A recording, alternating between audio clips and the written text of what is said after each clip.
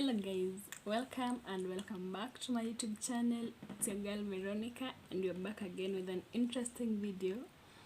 So as you have seen from the title of this video, I hope this one is not that emotional for me. Anywho, I'm just here to share with you my experience with grief. And it's funny because I'm recording this video on 20th of April. It's around 2 a.m. and I'll be posting this video on 20th of April at around 10 a.m. Anywho, as you have seen from the title of this video, I'm going to tell you how I learned that I had lost my dad, because it's been 2 years. Like, today marks 2 years since he left to be with the Lord, and it's been a rough journey. Like, maybe most of you have experienced or have not experienced, but again, it gets to a point where it's no longer about the sad part, and it's about the good memories that you shared. It's about the love that you shared. And I think for me, I'm at that point where I look back and I really just thank God, because that was his plan and I could not change a thing. Okay, so I just hope I'll not cry in this video. Anywho, so let me tell you how it really went down. So my father died on 20th of April 2019. On this particular date, for those who know me, they know I'm a student at Egerton University. So I was at school. I was actually in school. I was just beginning my second semester of first year.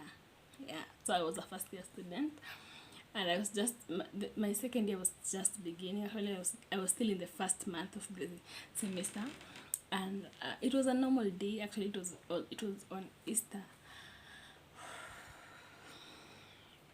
So during Easter, people go home for mid-semester, because it's Good Friday, then Saturday and Sunday, and then there's another holiday which is Easter Monday.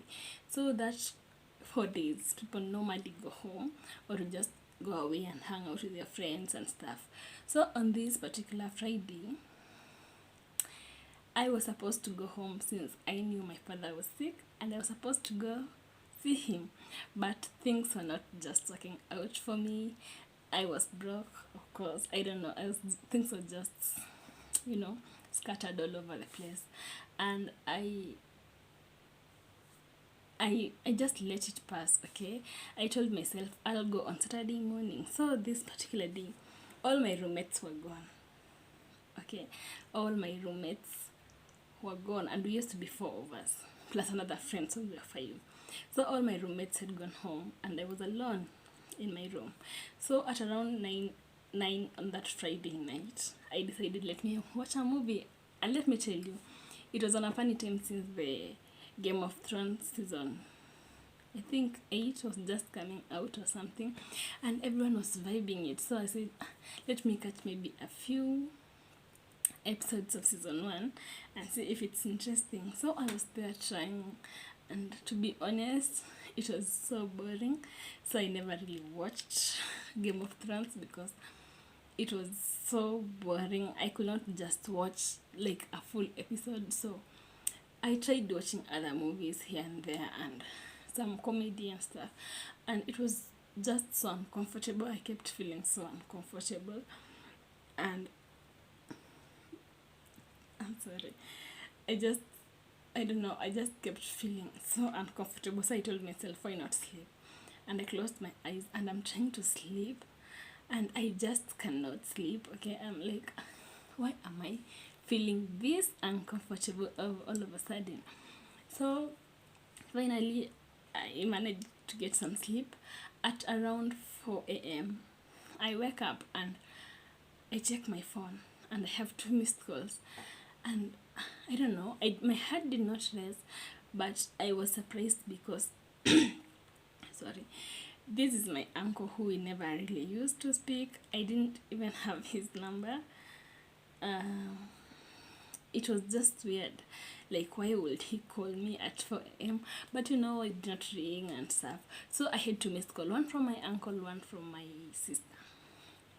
I didn't have credit. I was super broke, so I sent a please call me. Reverse call haikukua then. So I send a please call me, and they call me back and they tell me your dad is very sick. So this is my uncle talking. Your dad is very sick. You need to come home very early in the morning. And I tell them innocently, sina fare. So my uncle is like, how much do you need from Nakuru to Eldoret?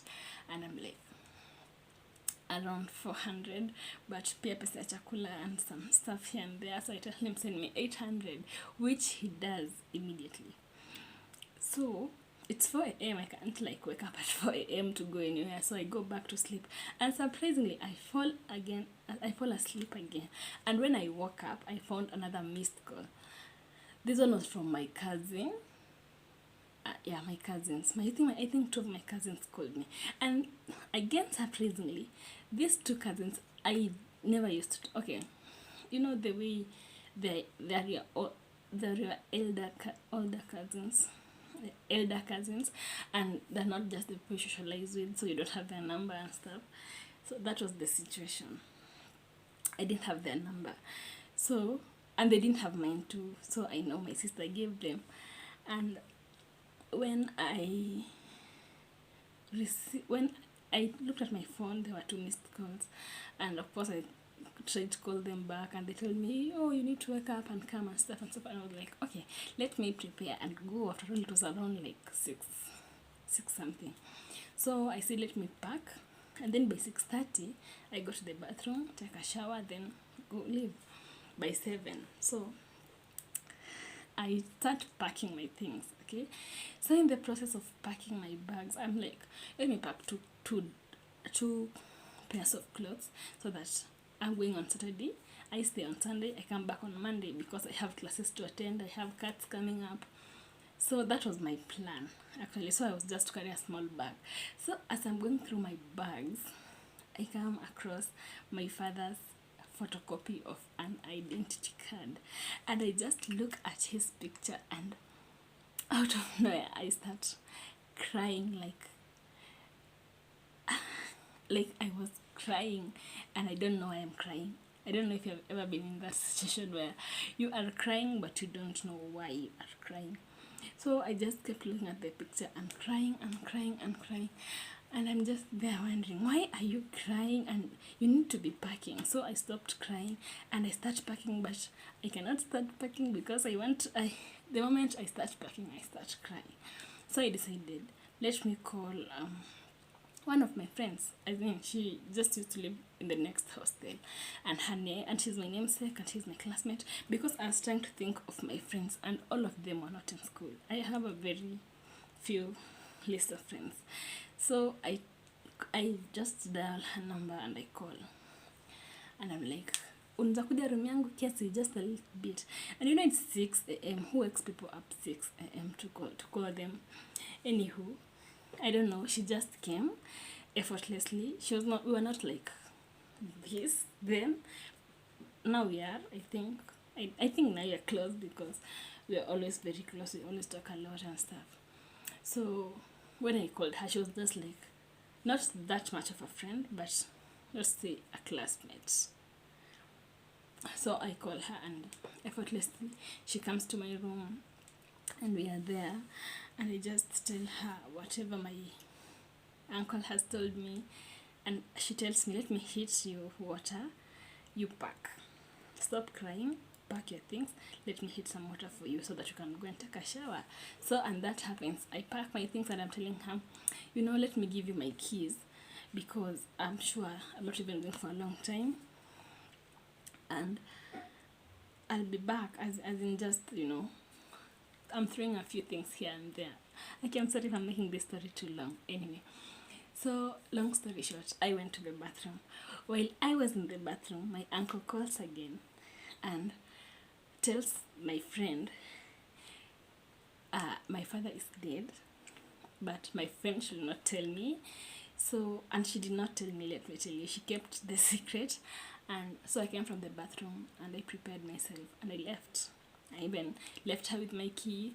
I gave her all the instruction in case I'm late for school, like writing my notes, the way campus people do. So I told her to write my notes if she can. I gave her my key and my closet key and I left. So there I am. I'm going and I'm on my way from now the hostels to the school gate. If you are in Egerton University, of course it's a distance. And I'm just walking and something tells me, it's boring out here. Get some bundles and look at your WhatsApp messages. It had been a while since I was on WhatsApp. So I buy some bundles really fast and I get into WhatsApp, and the first thing that I notice is that I've been removed from the family, like extended family WhatsApp group, and I'm like, so that drew my attention to the group because I'm like, why have they removed me from that group? So I told myself, go check. And that's the worst mistake I made. The moment I entered that group, the first thing I saw, one of my cousins had posted, I'm sorry guys, and this was the message, and I quote, I'm sorry guys, but we have lost Uncle Bonnie. And in my head I kept thinking, how many Bonnies are in this family? How many? And it just kept saying, it's your father, it's your father, it's your father. Because there's only one Boniface in that family, and that was my father. So at that moment, I just knew he was no more, and I was not going home to see him or to bid him goodbye. I was going home for his funeral, and I just broke down. Have you ever just the way you feel like your strength just leaves the body, and you're just weak? And as a Luya girl, the Luya blood in me could not let me down. So I just, like the Luya I am, of course, I cried. I didn't even cry. I just screamed. And remember, it's like around 6:45 to 7. So, and it's on a weekend and a holiday. So there are no people around. Okay, it's just me and myself. So I had one dress. I was like, oh, this baby girl, and I'm just going home. And I had one dress and sneakers.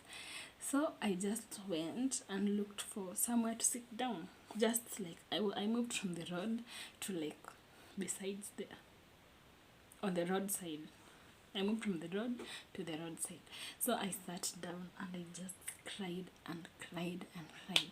So by good luck, or I don't know, not by good luck really, some men, actually these rugby people, were coming from their training, and they saw me and they were like, why is this Chile crying here? So they came and asked me nini mbaya, and I'm just there I'm just there like crying and crying and crying and not even talking back to them. I'm just crying, and they just stood there, and I really thank God for those guys. They did not even leave. They did not say a word. They just stood there and looked at me as I cried and cried until a female passed by. It took almost like 5 to 6 minutes before a female passed by, and all this time I'm just crying, and that female just came and hugged me and let me cry on her shoulder, and I cried for another like 4 minutes. So that makes around 10 minutes before I could be really able to like contact someone I knew. So I called my friend, the other friend that had helped me in the hostels. I told her my situation. I told her what had happened. So she came to get me, and she took me back to her room, and she just allowed me to like cry. And at this point, I'm in her room. She has roommates, and I'm just there, and my Luya instincts are telling me scream, scream, scream. And so people are just passing by, and they're watching, and they're watching me scream, and they're just coming to us like, and you can hear whispers like, nini nendelea, what's wrong with her and stuff. And I'm just looking at them, and the more they talk, the more I scream. The more they talk, the more I scream. Anywho, at the end of the day, I called my sister, and I had to tell her I've known. So there was a change of plans. I could not go home alone, so I had to find someone to take me. Another friend of mine, a male friend, came through for me, and he took me to my uncle's place in Eldoret. And yes, then from there, now I went home with my sister and my brother and my aunt and my uncle and my cousin.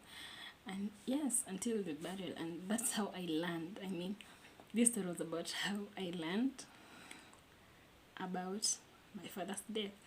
And yes, until there, that's how I learned and reacted to the death. And honestly, that death brought me and that girl into a contact relationship, because right now I don't like fear her. I just respect her. She's one among the people that I hold dearly in my heart. She was really there for me when I needed her. So yeah, I kind of just respect her. And oh my god, I haven't cried. I'm so happy, because I just want to, on this day, I just want to create good memories of my father. I just want to be happy for him, because I know he's in a happy place. He's happy. He's not in any much pain, because according to my sisters and my brothers who saw him when he was sick, he was in so much pain. So to me, at this point, I'm happy, because he's in not any pain anymore, and I'm not in any pain anymore, like the pain that I was in on the previous year, on the first year of his death. Because right now I've learned to live with it.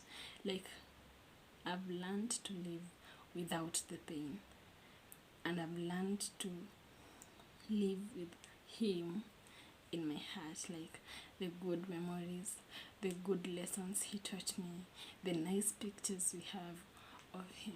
And I have learned to live with that as a gift, as something that he left for us, his children and his family. And yes, that just makes me super happy to think about him, to even look at his grave, because it's something I see every day. If not physically, I have pictures of it, and I just look at it, look at his name, and know that he could not be any happier. And it's also to just note that it's our way, it's the human way. We are all going there somehow. And well, my space. And I hope we meet him someday and be happy as a family again. But until then, we're gonna keep the memories, we're gonna be happy, we're gonna celebrate his life. It's been 2 good years, and to be honest, I could have done it the other way. I miss him sometimes. Sometimes I cry, but most times I laugh, because I have learned that it's not the physical appearance of somebody, it's what you hold in your heart for them that keeps you going. So yes, it's not about him being here present, it's about what I hold in my heart. Anyway guys, for that long story, if you made it here, thank you so much for watching. Please remember to subscribe. Until next time, so much love. Bye.